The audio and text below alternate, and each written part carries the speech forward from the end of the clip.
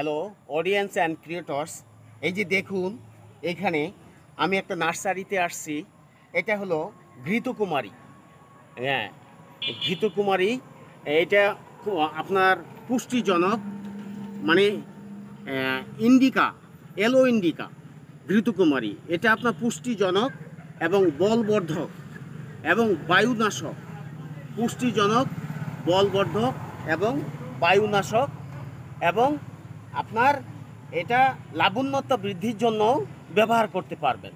তাই সবাই প্রকৃতিতে ফিরে আসুন এবং এই অ্যালোভেরা টবে লাগান, এবং একটা গাছ থেকে অনেক অনেক, এই যে দেখুন পাতা হয় অ্যালোভেরা।